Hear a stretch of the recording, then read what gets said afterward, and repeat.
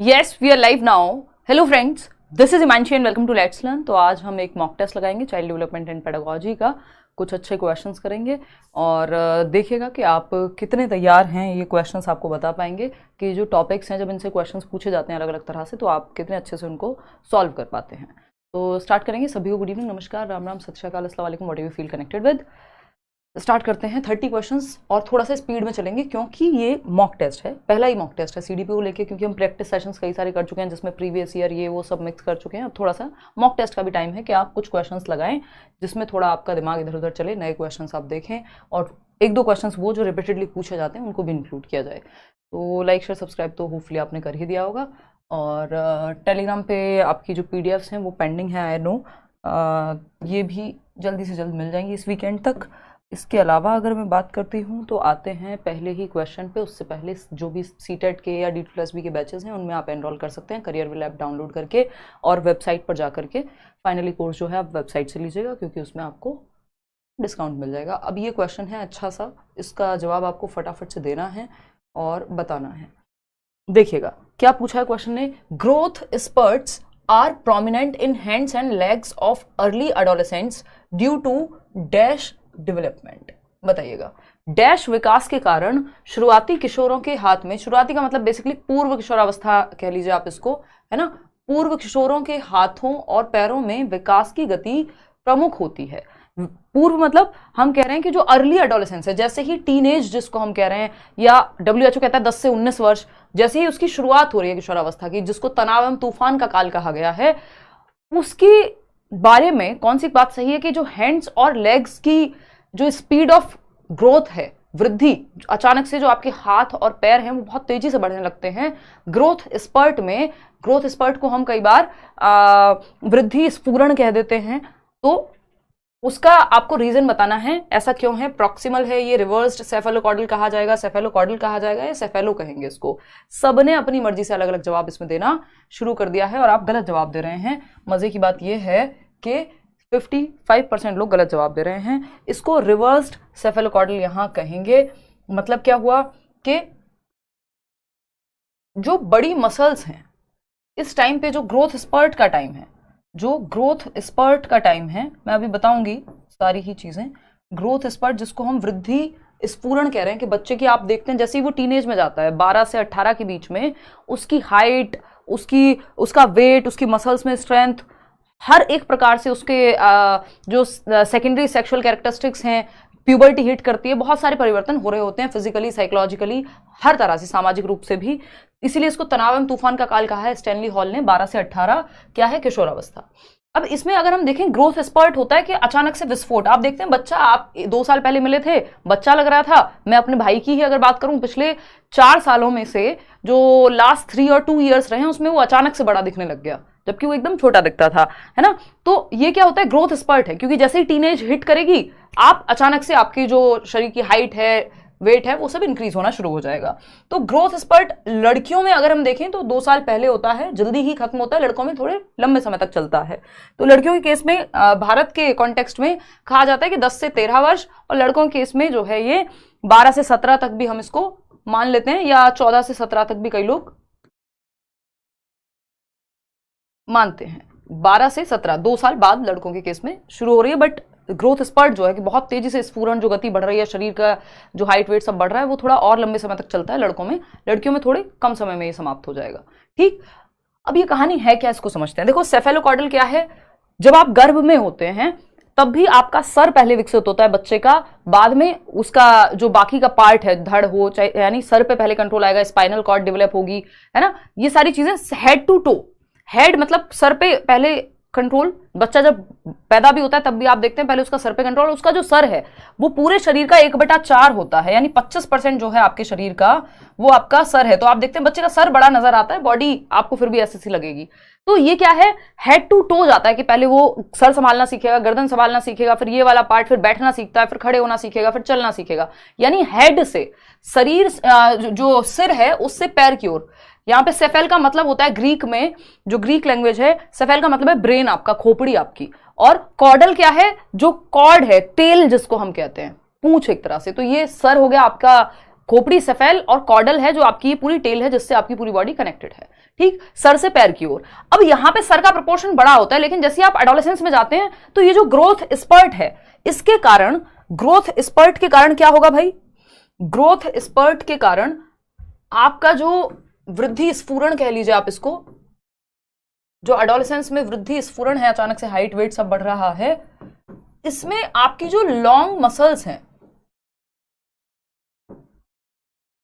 जो long bones हैं या मसल्स हैं, उनमें वृद्धि तेजी से होती है, वो फास्ट ग्रो करती हैं। क्या करती हैं, फास्ट ग्रो करती हैं लॉन्ग मसल्स। लॉन्ग मसल्स कहाँ हैं आपके, या तो लेग्स में है ना, वो फीमर बोलते हैं ना हम, के भाई थाई में जो सबसे बड़ी हड्डी कहते हैं। तो बेसिकली आपको वैसे भी पता है कॉमन सेंस से भी कि सबसे बड़ी मसल्स कहाँ या बोन्स कहाँ होंगी आपके शरीर में, आर्म्स में या लेग्स में होंगी। तो आर्म्स और लेग्स जो हैं वो तेजी से डेवलप यहाँ पे होते हैं, और बाकी शरीर जो आपका प्रोपोर्शन में आ रहा है, पहले सर बड़ा था लेकिन अब एडोलेसेंस में जो ये स्फुरण है, यानी ये जो ग्रोथ स्पर्ट है, इसकी वजह से आपके आर्म्स और लेग्स, तो आप देखते हैं बच्चे की हाइट अचानक से बढ़ती है, ऐसा नहीं है कि आप उसका शरीर में सर आपको बहुत बड़ा नजर आएगा। तो इसको हम रिवर्स्ड सेफेलोकॉर्डल के रूप में जान सकते हैं। Second option is the right answer, क्योंकि यहाँ हेड उतना बड़ा नहीं है, बाकी एस्पेक्ट्स में जो आपकी लॉन्ग बोन्स हैं वो तेजी से बढ़ रही हैं सर की बजाय, तो इसलिए हम सेकंड ऑप्शन के साथ यहाँ गए हैं। क्वेश्चन नंबर 2 देखिएगा एक बार। और WHO की माने तो एडोलेसेंस क्या है, 10 से 19 वर्ष की अवस्था है जिसमें बहुत सारे चेंज हो रहे होते हैं। खैर ये कहानी हम बाद में करते रहेंगे डिस्कस, अभी हमको इतना ही पे ही रुकना पड़ेगा क्योंकि हम मॉक टेस्ट की तरह चल रहे हैं, तो नहीं तो एक ही क्वेश्चन पर अटके रह जाएंगे। क्वेश्चन नंबर 2 देखिएगा। इन दी पीयर एक्सेप्टेंस, यानी जो साथी समूह है उसमें जब आप समकक्ष स्वीकृति की बात करते हैं कि आपके दोस्त आपको एक्सेप्ट कर लें, the children who are rarely selected positively और नेगेटिवली कॉल्ड, यानी वो बच्चे जो रेयरली कभी उनको सेलेक्ट किया जाता है, पॉजिटिवली भी और नेगेटिवली भी, यानी समकक्ष स्वीकृति पहलू में जिन बच्चों को कभी कभार ही सकारात्मक या नकारात्मक रूप से चुना जाता है, यानी नेगेटिवली भी उन पे ध्यान कभी कभार ही जा रहा है और पॉजिटिवली भी उनको कभी कभार ही चुन रहे हैं कि कोई कंपटीशन है या कुछ क्लास में किसी को मॉनिटर बनाना है, तो कुछ बच्चे ऐसे होंगे जिनको बहुत रेयर ही कि अच्छा आज तुमको बना देते हैं, या फिर नेगेटिवली भी अगर कुछ है तो भी उनको रेयर ही चुना जाएगा। इन बच्चों को कंट्रोवर्शियल बच्चे नहीं कह सकते, जो आप लोग कह रहे हैं बिल्कुल गलत कह रहे हैं, ये नेग्लेक्टेड बच्चे हैं, क्योंकि कभी कभार ही इनको पॉजिटिवली और नेगेटिवली चूज ही बहुत कम कर रहे हैं, चाहे पॉजिटिव हो या नेगेटिव हो, चूज ही नहीं किया जा रहा है, इनको उपेक्षा की जा रही है, इनकी नेग्लेक्ट किया जा रहा है इनको, तो ये उपेक्षित बच्चे हैं। आएंगे बाकी सबको समझेंगे। देखो कंट्रोवर्शियल बच्चा जो है उसको कभी कभार नहीं चुना जाता, उस पर अटेंशन मिलती है, तभी वो कंट्रोवर्सी में रहता है कि वो कुछ भी करके पढ़े ना लिखे, बट चाहे पढ़े चाहे ना लिखे, मतलब पढ़ लिख के हो, वो बिना पढ़े लिखे हो, लेकिन वो हेडलाइंस में रहेगा। न्यूज़पेपर हेडलाइंस होती ना, फॉर एग्जाम्पल बहुत ही खराब उदाहरण आ रहा है, बट मान लो आप, it is like Rakhi Sawant, है ना, she is a controversial child. अगर हम क्लासरूम में के हिसाब से देखें, पूरी दुनिया को अगर क्लासरूम में बांट लें, तो वो आपको पता है वो इंस्टाग्राम से लेके कहीं ना कहीं से कुछ तो सामने आ जाएगा और वो बंदी आपको कहीं ना कहीं दिख जाएगी, ठीक है ना। तो ये क्या है, ये कंट्रोवर्शियल चिल्ड्रन का एक उदाहरण है कि वो बच्चे जो कुछ भी करके वो रहते हैं लाइमलाइट में, तो वो रहेंगे, चाहे पॉजिटिव रीजन से हो चाहे वो नेगेटिव रीजन से हो, बट वो चुने तो जा रहे हैं बार बार, वो नजर में तो आ रहे हैं बार बार, है ना, क्लियर बात है। तो ये कंट्रोवर्शियल बच्चे तो ऐसा नहीं है कभी कभार इनकी उपेक्षा नहीं होती, ये तो भैया ढूंढ ढूंढ के मुद्दे लाते हैं, फॉर एग्जाम्पल कंगना रनौत, है ना। तो ये कंट्रोवर्शियल बच्चे हैं एक तरह से, ठीक भाई, एग्जाम्पल की तरह यूज कर रही हूँ, किसी को दिल पे लगाना हो लगा सकता है। देखो एक बार फिर आता है पॉपुलर चिल्ड्रन। पॉपुलर चिल्ड्रन की अगर हम बात करें, पॉपुलर चिल्ड्रन कौन से हैं, जो पॉपुलर हैं, जिनको बहुत सारे लोग पसंद करते हैं, तभी तो वो पॉपुलर है, ठीक है ना। कोई कह रहा है उर्फी जावेद, हाँ मतलब जो आपका जैसे मन कर रहा है, आप अपने आप समझ गए ना, बस कुल मिला के बात ये है, क्योंकि आपने जो ये गलत जवाब दिया यही अपने आप में बताता है कि आपको लग रहा है कंट्रोवर्शियल बच्चे हैं जो कभी कभार चुने जा रहे हैं। भैया कभी कभार चुने वाले नेग्लेक्टेड हैं, उनको अच्छे और बुरे चीजों के लिए कभी कभार ही कोई उनसे पूछता है कि खाना खाओगे, 20 दिन में एक बार पूछा, ठीक। तो बेसिकली कंट्रोवर्शियल वो हैं जो विवाद में बने रहते हैं, चाहे पॉजिटिव रीजन से हो चाहे नेगेटिव रीजन से हो। पॉपुलर वो हैं जिनको ज्यादातर लोग पसंद कर रहे हैं, है ना, जिनको ज्यादातर लोग पसंद कर रहे हैं वो पॉपुलर हैं। कोई कह रहा है मोदी जी, अरे माफ करो यार, पॉलिटिक्स से बचाओ, इधर आ जाओ। रिजेक्टेड चिल्ड्रन की अगर हम बात करें, अब तो आप दिल पे ही ले गए, भावनाओं में बह गए, वापस आ जाओ, इतना समझ में बहुत आ गया, काफी है। रिजेक्टेड चिल्ड्रन वो है जिनको रिजेक्ट किया जा रहा है, जिनको स्वीकार कभी किया ही नहीं जाता, जिनको कोई कह रहा है पॉपुलर चिल्ड्रन में कटरीना कैफ को डाल दो, बहुत बढ़िया, है ना। फॉर एग्जाम्पल विराट कोहली, तो पॉपुलर वाला ही एग्जाम्पल में आएंगे, ठीक है ना। तो पॉपुलर लोग, पॉपुलर चिल्ड्रन कौन से, जिनको ज्यादातर बच्चे पसंद कर रहे हैं, उनके फेवर में है। रिजेक्टेड वो हैं जिनको रिजेक्ट ही किया जा रहा है सिरे से, ठीक। तो अस्वीकृत बच्चे, तो यहां पे उनको रेयरली सिलेक्ट भी नहीं किया जाता, रिजेक्टेड तो रिजेक्टेड ही हैं बेचारे। तो इसलिए ये नेग्लेक्टेड बच्चे हैं जिनको कभी कभार सिलेक्ट किया जा रहा है पॉजिटिव रीजन के लिए, कभी नेगेटिव रीजन के लिए, ठीक है जी। तो ये हुआ नेग्लेक्टेड चिल्ड्रन। कोई कह रहा है पॉपुलर चिल्ड्रन में हिमांशु को डाल दो, सही है जी। चलिए आते हैं क्वेश्चन नंबर 3 देखिएगा अब। तो ये नेग्लेक्टेड चिल्ड्रन का उदाहरण हुआ। क्वेश्चन नंबर 3 देखिएगा। तो ये चारों प्रकार हमको समझ में आ गए। कोई दिक्कत परेशानी दर्द समस्या? एक आसान सा क्वेश्चन कर लीजिए। अब सर में दर्द हो गया होगा, है ना, थक गए होंगे, जल ग्रहण कर लीजिए, आजकल वो चल रहा है ना मीम इंस्टाग्राम पे, देखो एक बार। तो फटाफट से क्वेश्चन बताओ। क्वेश्चन नंबर 3 है, विच, ये थोड़ा सा आसान सवाल, विच of the following does not promote cultural sensitivity in classroom? यानी निम्नलिखित में से क्या कक्ष में सांस्कृतिक संवेदनशीलता को बढ़ावा नहीं देता है? बताइएगा तराना, बताइए क्या बढ़ावा नहीं देगा? सांस्कृतिक संवेदनशीलता, यानी सभी संस्कृतियों के प्रति हम कक्षा में संवेदनशील हों, मजाक ना उड़ा रहे हों कि किसी पंजाबी कल्चर का या किसी और का, मतलब अलग अलग हर तरह का बच्चा आपके क्लासरूम में है ना, तो आप संवेदनशील हैं। संवेदनशील ना होने का कौन सा उदाहरण है, या संवेदनशील होने के बारे में कौन सी बात गलत है? दोनों ही तरह से देख सकते हैं। नोट लगा हुआ है, ध्यान से सवाल को पढ़ेंगे। फर्स्ट ऑप्शन है organising activities related to different cultures, यानी ऐसी विभिन्न संस्कृतियों के अनुकूल गतिविधियों का आयोजन करना, यानी ऐसी एक्टिविटीज आप करा रहे हैं जहां मल्टीपल कल्चर वाले बच्चों को इंक्लूड किया जा रहा है। अलग अलग संस्कृति या अलग अलग त्योहार आप सेलिब्रेट कर रहे हैं तो सारे बच्चे इंक्लूड हो जाएंगे, पॉजिटिव बात है। हमें नॉट पूछा है। Encouraging sharing of experiences by students about their culture, जो विद्यार्थी हैं वो जिस भी संस्कृति से आते हैं अपने अनुभवों को शेयर करें। हमारे यहाँ ऐसे सेलिब्रेशन होता है, हमारे यहाँ ये होता है, ये पहनते हैं, ये फेस्टिवल सेलिब्रेट करते हैं, चलो ये भी पॉजिटिव बात है। सेलिब्रेटिंग, हमको क्या चाहिए? नेगेटिव चाहिए, जो गलत है वही सही होगा यहाँ पे। Celebrating festivals of dominant cultures only, यही गड़बड़ है कि यदि आप सिर्फ वही त्योहार मनाएंगे जो डोमिनेंट हैं, यानी मान लीजिए किसी देश में या किसी एक देश की बात छोड़ ही देते हैं, यहाँ पे किसी स्टेट में या जिस भी जगह पे आपका स्कूल है, मान लीजिए साउथ इंडिया में स्कूल है, आप केंद्रीय विद्यालय में टीचर बन गए, वहां अगर कोई ओणम होता है ना शायद वहां, तो वहां का जो डोमिनेंट फेस्टिवल है वही आप सेलिब्रेट कर रहे हैं, जो दिवाली होली है या कोई और मान लीजिए जो वहां पे नहीं उतना सेलिब्रेट होता, उन त्योहारों को आप सेलिब्रेट ही नहीं कर रहे हैं। जबकि आपकी क्लास में मान लीजिए 30 में से 25 बच्चे हैं या 20 बच्चे हैं जो ओणम को मनाते हैं, वो केरला से हैं, बाकी के 10 बच्चे हो सकते हैं जो बाकी अलग अलग पार्ट्स ऑफ द कंट्री से हों। तो उस केस में ऐसा करना गलत हो जाएगा कि अगर मान लीजिए आप यूपी में हैं तो सिर्फ उसी संस्कृति या उसी जाति समूह के बच्चों के त्योहारों को आप सेलिब्रेट करा रहे हैं जो वहां पे ज्यादा हैं, डोमिनेंट है, तो ये कहना गलत हो जाएगा। तो फिर भी बाकी ऑप्शंस देखते हैं। Excepting and respecting diverse backgrounds of each student, हर बच्चे की विविध पृष्ठभूमि को स्वीकार करना, ये तो अच्छी बात है। तो हमें नेगेटिव चाहिए, नॉट लिखा हुआ था, तो नॉट तो सिर्फ थर्ड ऑप्शन है, और थर्ड ऑप्शन क्या है? सी ऑप्शन में। तो आप लोग इसका मतलब सही जवाब दे पा रहे हैं। यहाँ पे 64% लोग। आसान सा सवाल है, लेकिन पता है इसमें गड़बड़ क्या हुई है, ये ज्यादातर लोग सही जवाब दे देते, लेकिन जैसे ये थर्ड और ऑप्शंस जो आए, इसमें आपके सर में हो गया दर्द। और जब यहाँ ABCD लिखा है मैडम, आपने क्यों नहीं दिया ABCD? चलिए खैर कोई बात नहीं।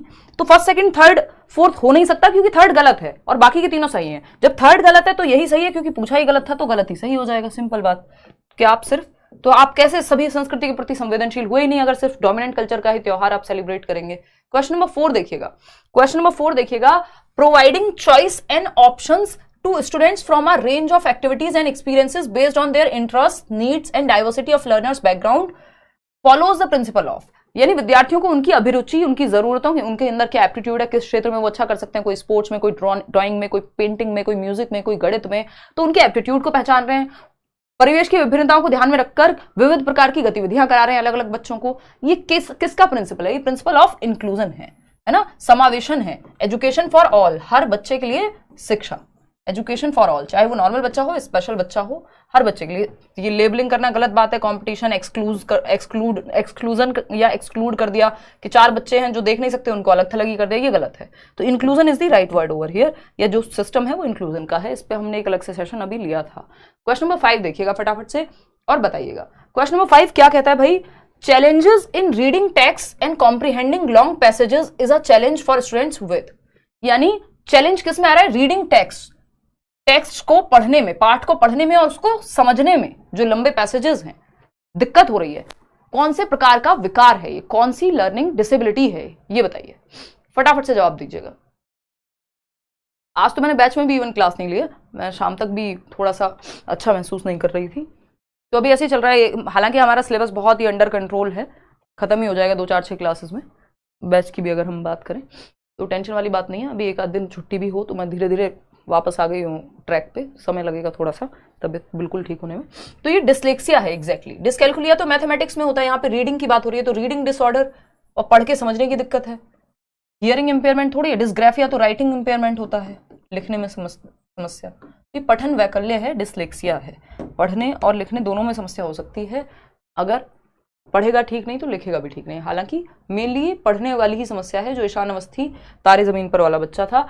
इन सोशियो कंस्ट्रक्टिविस्ट, क्वेश्चन नंबर 6 देखिएगा, in socio constructivist classroom what is the primary mode of assessment. एक सामाजिक रचनावादी कक्ष के अंदर कौन सा तरीका प्रमुख तरीका होगा मूल्यांकन का, या बच्चे के आकलन का तरीका मुख्य कौन सा होगा, यानी बच्चे को जांचने का सबसे बेहतर तरीका, टेस्ट करने का। अगर मैं कहूं कि आपको पता कैसे लगेगा कि बच्चा ठीक कितना सीख गया है, कैसे सीख गया है, ये सब आपको बताना है, फटाफट से बताना है, जल्दी बताइए। मेरी बेटी 7 साल की है और आपकी वीडियो हमेशा देखती है। बहुत बढ़िया सन्नी, धन्यवाद। चलिएगा आप लोग के साथ, हाँ आप लोग के बच्चे देखते हैं बिल्कुल, देखिएगा। तो ये सहयोगात्मक परियोजनाएं कि यानी आप उनको ऐसे प्रोजेक्ट्स में डाल दीजिए जहां वो एक दूसरे के साथ ग्रुप में कोलैबोरेट करके कोई काम कर रहे हो, और उस टाइम पे उनको ऑब्जर्व कीजिए, उनका आकलन कीजिए। ग्रुप प्रोजेक्ट दे दिया मान लीजिए, उसके बेसिस पे फिर उनको नंबर दे रहे हैं या व्हाटएवर असेस कर रहे हैं। रिकॉल करना सिर्फ रट्टा लगाना नहीं, बच्चा हमें एक्टिव चाहिए, सबसे ज्यादा एक्टिव यहीं पे है, जिस ऑप्शन में सबसे ज्यादा एक्टिव है वही सही जवाब है। स्टैंडर्डाइज टेस्ट भी बहुत अच्छा तरीका नहीं है, क्योंकि बच्चे के इंडिविजुअल डिफरेंसेस का पता नहीं लग पाता। नॉर्म रेफरेंस टेस्ट भी स्टैंडर्डाइज्ड का ही उदाहरण है। देखिए मानकीकृत जो परीक्षण होते हैं, इनकी कुछ विशेषताएं मैंने आपको बताई थी, जैसे ये ऑब्जेक्टिव यानी वस्तुनिष्ठ होते हैं, मल्टीपल टाइम आप कॉपी चेक करा लीजिए, सेम रिजल्ट आएगा। ये इनमें वैलिडिटी पाई जाती है, यानी जिस पर्पज के लिए बनाए गए हैं। तो टेट के पेपर में, सीटेट के पेपर में यूपीएससी के सवाल नहीं पूछे जाएंगे, दैट मीन्स वो वैलिड है, वैध है उस चीज के लिए। रिलायबिलिटी होती है, जितनी बार आप बच्चे को सेम सिचुएशन में सेम क्वेश्चन पेपर अटेम्प्ट करने को कहेंगे, सेम रिजल्ट देगा। तो ये 3 विशेषताएं होती है। और 2 प्रकार के हमने स्टैंडर्डाइज्ड टेस्ट पढ़े थे, एनआरटी नॉर्म रेफरेंस टेस्ट और सीआरटी क्राइटेरियन रेफरेंस टेस्ट। ये जो क्राइटेरियन रेफरेंस टेस्ट है, ये सीधा सीधा सीटेट इसमें आ जाएगा कि आपको कुछ % का क्राइटेरिया है वो फुलफिल करना है, आप पास हो गए, या 12th में 33% लाए। एनआरटी क्या है, जैसे आपका केंद्रीय विद्यालय का या DSSB का एग्जाम, आपको मेरिट में आना पड़ेगा, टॉप आप तभी करेंगे जब बाकी सबसे ज्यादा नंबर लाएंगे, ठीक है ना। तो वो एनआरटी हो गया। ये दोनों स्टैंडर्डाइज टेस्ट का उदाहरण है। और स्टैंडर्डाइज टेस्ट मानकीकृत परीक्षण के साथ फायदा ये है कि बहुत बड़ी पॉपुलेशन, लाखों लोग बोर्ड का एग्जाम, यूपीएससी का एग्जाम, सीटेट का एग्जाम एक साथ दे सकते हैं, ये स्टैंडर्डाइज है। लेकिन इसकी समस्या ये व्यक्तिगत क्षमताओं को या व्यक्तिगत विभिन्नताओं को, इंडिविजुअल डिफरेंसेस को ध्यान में नहीं रखता। तो कोलैबोरेटिव प्रोजेक्ट बेटर यहाँ पे इसलिए हो जाए क्योंकि बच्चा ज्यादा एक्टिव है और यहाँ पे इंडिविजुअल क्षमताओं को आप देख पाएंगे ज्यादा क्लोजली। तो ये कहानी है। क्वेश्चन नंबर 7 देखिएगा एक बार और जवाब दीजिएगा। क्वेश्चन नंबर 7 क्या कहता है भाई? क्वेश्चन नंबर 7 कहता है the most important objective of the assessment of learners is. शिक्षार्थियों के आकलन का सबसे महत्वपूर्ण उद्देश्य है कि आप बच्चे को जांच रहे हैं, उसके पीछे ऑब्जेक्टिव क्या है, उसके पीछे उद्देश्य क्या है। बेसिकली हम क्यों बात कर रहे हैं अभी कि हम पढ़ क्यों रहे हैं, ये क्वेश्चंस क्यों कर रहे हैं। हमारा उद्देश्य है कि भाई सीटेट का एग्जाम है, आपको कितना आता है, अगर आप एक टेस्ट की तरह लगाते हैं तो वो पता लग जाएगा। ये ऑब्जेक्टिव हुआ इस क्लास का, ठीक, कि आपकी अंडरस्टैंडिंग बेटर होगी। तो उद्देश्य क्या होगा बच्चे के आकलन का, सबसे जरूरी उद्देश्य पूछा है। उद्देश्य कई हो सकते हैं। क्या आज के मॉक टेस्ट में सिर्फ अच्छे नंबर लाना उद्देश्य है? नहीं, अगर आ रहे हैं तो बहुत अच्छी बात है, लेकिन आपके कॉन्सेप्ट क्लियर हो गए, ये मुख्य उद्देश्य है आज के इस मॉक टेस्ट का।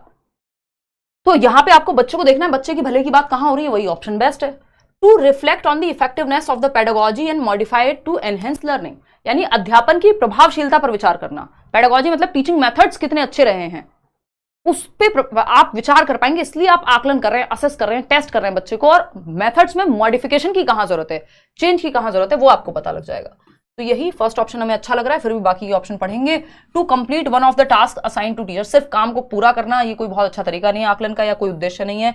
कंप्लीट कर देना registers. To create same ability grouping in class, एक ही एबिलिटी के बच्चों को ग्रुप में डाल देना। मिक्स्ड एबिलिटी ग्रुपिंग होनी चाहिए, ना कि सेम। तो first option is the right answer, बाकी तीनों गलत हैं। आगे बढ़ेंगे क्वेश्चन नंबर 8 पर। फटाफट से बताइएगा क्वेश्चन नंबर 8 क्या पूछना चाहता है आपसे।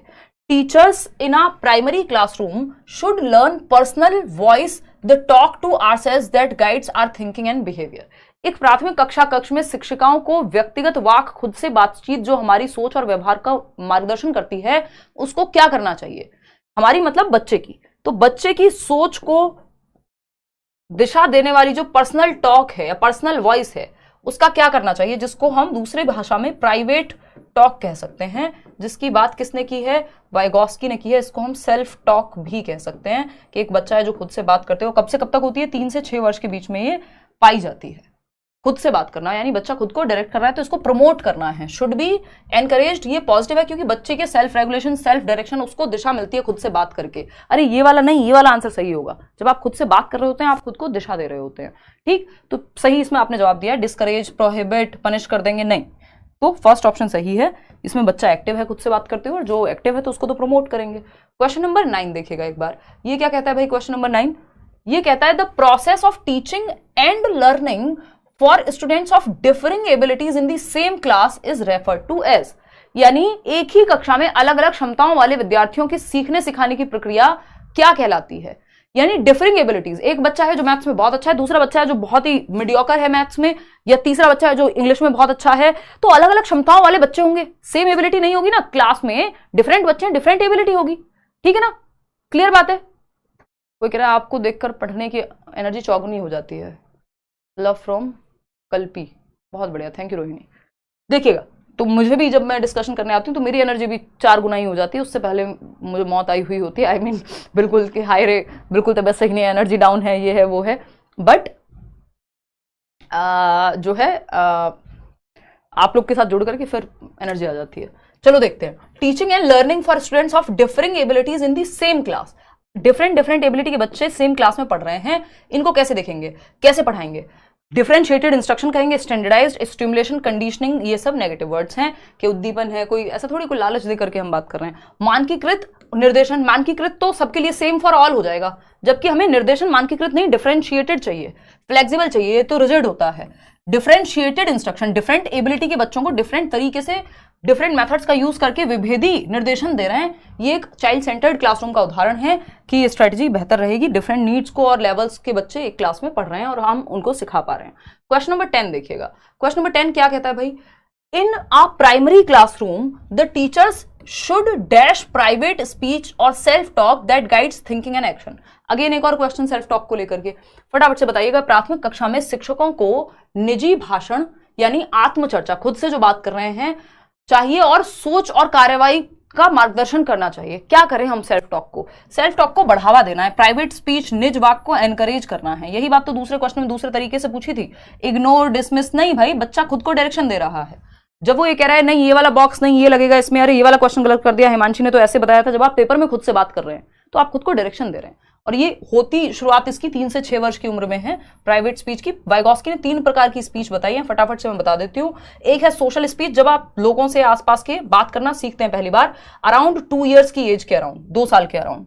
फिर आपके आती है प्राइवेट स्पीच, जब आप खुद से ही बोल बोल के बातें कर रहे हैं, कोई और नहीं है फिर भी खुद से बोल बोल के बातें कर रहे हैं, ये है 3 से 6 वर्ष के अराउंड।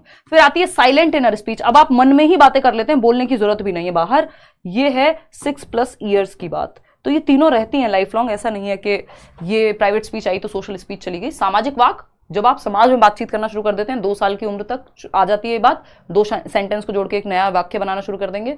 फिर प्राइवेट स्पीच निज वाक, यानी खुद से बात कर रहे हैं, सेल्फ टॉक, बच्चा बोल बोल करके खुद को ही डायरेक्शन दे रहा है, वो 3 से 6 में। और साइलेंट इनर स्पीच, मौन आंतरिक वाक, मन में जब आप बात करते हैं खुद से, किसी को पता भी नहीं है, वो 6+ ईयर्स में आता है।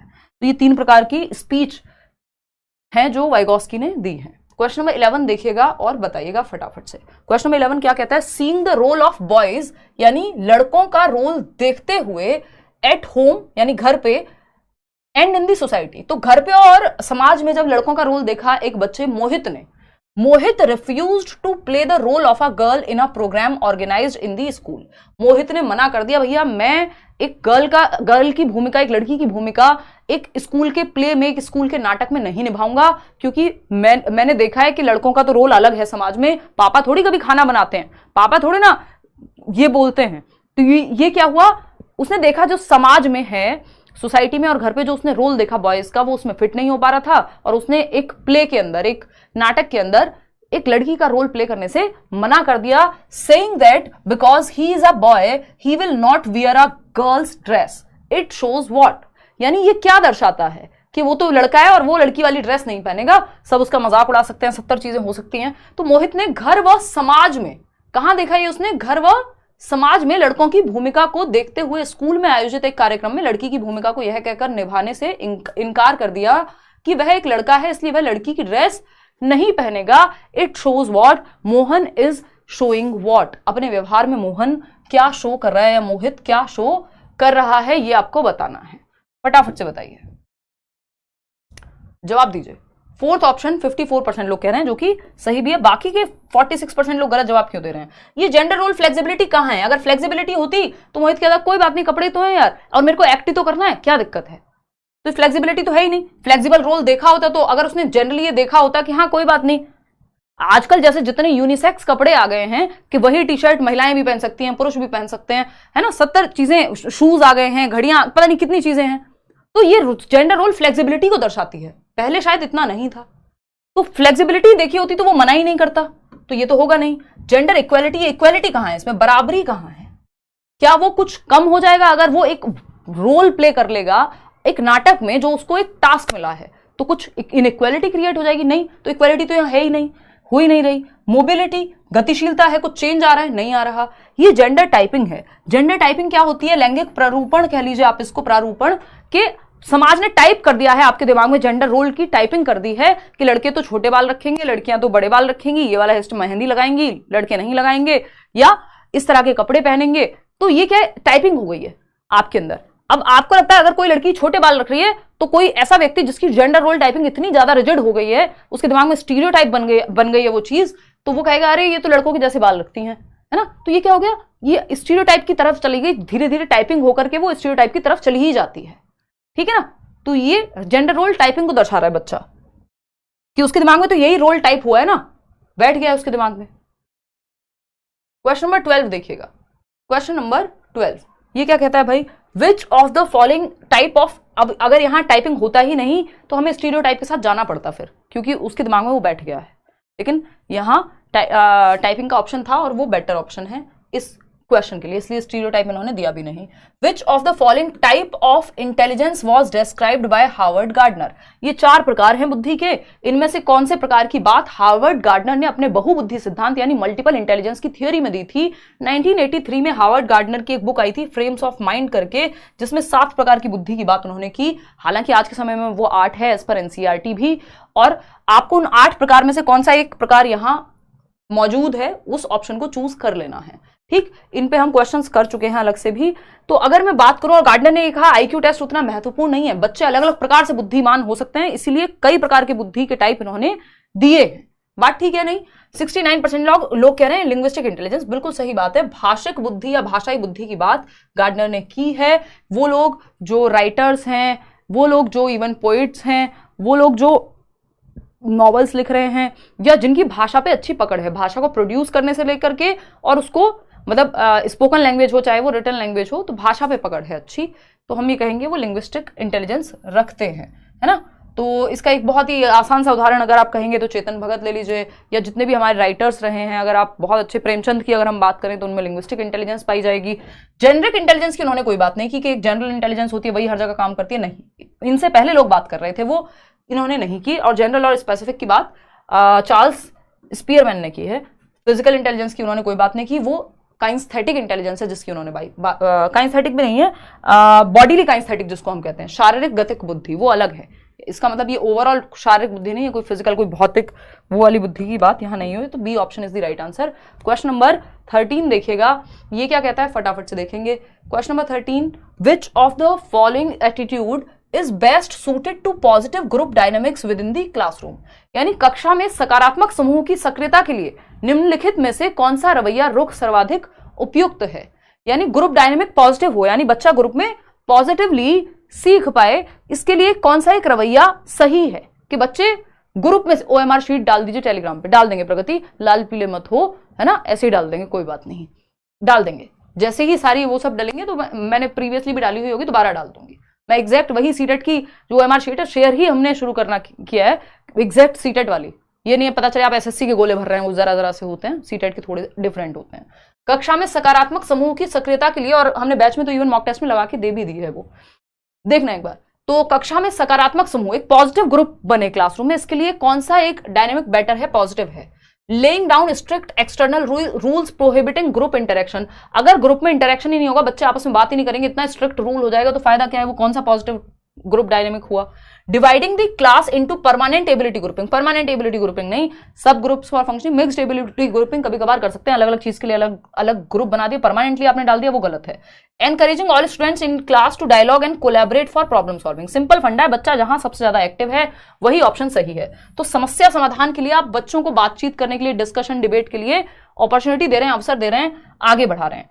फोर्थ ऑप्शन है encouraging competition between groups to enhance performance, competition को बढ़ावा देना कोई भी समझदारी का काम नहीं है, ये कोई चाइल्ड सेंटर्ड एजुकेशन को प्रमोट नहीं करता है। तो third option is the only right answer over here. Question number 14 देखिएगा, जवाब दीजिएगा। Question number 14, mathematical disorder. जैसे आपसे पेपर में 30 क्वेश्चन पूछे जाएंगे सीडीपी में, उसी तरह से 30 क्वेश्चन आपके सामने आज रखे हुए हैं। तो mathematical disorder in context of learning disability is referred to, अधिगम अक्षमता के संदर्भ में गणितीय अधिगम अक्षमता, गणित में समस्या होगी बच्चे को, कौन सा एक प्रॉब्लम है, ये डिसकैलकुलिया है, सिंपल गणन संबंधी विकार है, गुणज वैकल्य कह देते हैं, बच्चे को कैलकुलेशन में, मल्टीप्लिकेशन में, एडिशन में, सब्ट्रैक्शन में, इन सब में दिक्कत होगी।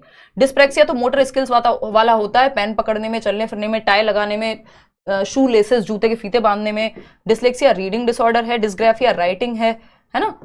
डिसकैलकुलिया है कैलकुलेशन या गणित में समस्या आएगी। Third option is the right answer. Question number 15 देखिएगा, शीला एक बच्ची है, 5 साल की बच्ची है, इसके बारे में समझते हैं। शीला, क्वेश्चन नंबर 15 कहता है, शीला अ 5-year-old गर्ल, 5 साल की बच्ची है, started playing the musical instrument guitar, 5 साल की बच्ची है, एक म्यूजिकल इंस्ट्रूमेंट गिटार नाम के इंस्ट्रूमेंट को विदाउट एनी आउटसाइड इंस्ट्रक्शन, किसी ने उसको इंस्ट्रक्शन नहीं दी और बजाना उसने शुरू कर दिया था जब वो 3 साल की थी तब से।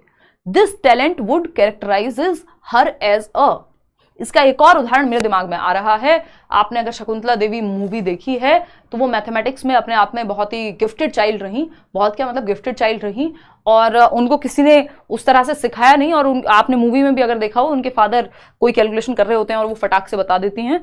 ये कुछ बच्चे गिफ्टेड होते हैं कुछ क्षेत्रों में, गिफ्टेड मतलब भगवान का ही गिफ्ट मान लो आप उनको एक तरह से, ठीक है ना। मैम आप रिप्लाई फनी देती हैं, क्या करें, जीवन अपने आप में फनी है रागिनी, है ना, ज्यादा सीरियस लीजिएगा तो मर जाइएगा, फिर जी नहीं पाइएगा।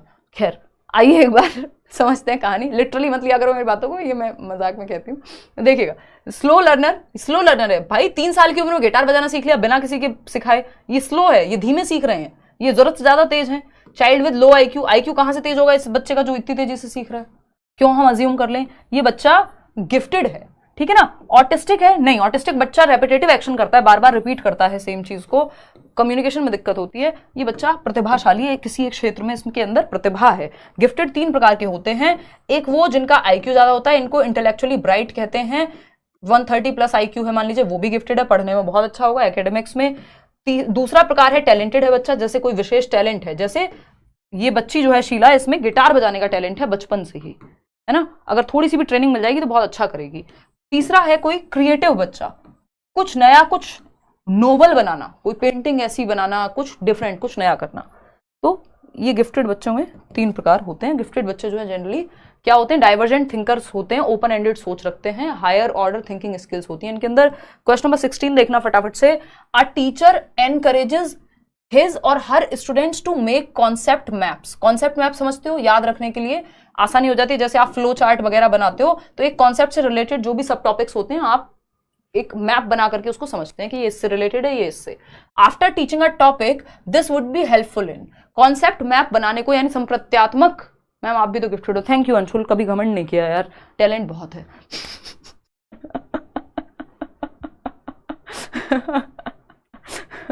ये हम लोग अपने ट्यूशन के टाइम पे करते थे ऐसी बकैती, मतलब बिल्कुल बिना सर पैर की बातें, कि बहुत मतलब कभी घमंड नहीं किया, मतलब बहुत टैलेंट है। देखो एक बार, यह किस में सहायक होगा। अब मैं क्या करूं, आप लोग लिखते रहते हो, मैं कहूं नहीं नहीं ऐसा कुछ नहीं है, या तो मैं ये कहूं। देखो एक बार, अगर हम बात करें देखो एक बार फटाफट से कमेंट करो। राहुल को भूख लग गई, निशा राहुल तो अपना रोटियां दबा चुका है। हमारी क्लास शुरू होने के समय पे मैं आ रही हूँ वहां से घड़ी पहनते हुए, वो अपना बैठ के खाना खा रहा है। तो निशा है आज और मैं हूँ, हम उपवास पे हैं, जब क्लास खत्म हो जाएगी तब खाना खाएंगे। पनीर बना है आज, और आपको पता ही है वेजिटेरियन लोग हमारे जैसे, उनके लिए पनीर से बड़ी कोई डिश क्या ही होती होगी, है ना। देखो एक बार, बहुत बातें कर ली इधर उधर की, इधर आ जाओ वापस से, 41% होप। देखो फर्स्ट ऑप्शन कह रहे हैं 41% होगा, अभी चेक करेंगे। कॉन्सेप्ट मैप की बात हो रही है। एक अध्यापिका किसी एक विषय को पढ़ाने के बाद विद्यार्थियों को संकल्पनात्मक मानचित्र बनाने के लिए कहती है। संकल्पनात्मक मानचित्र यानी कॉन्सेप्ट का मैप, फ्लो चार्ट या किसी भी तरह से जिसमें कॉन्सेप्ट समाहित हो सके। क्लियर है बात?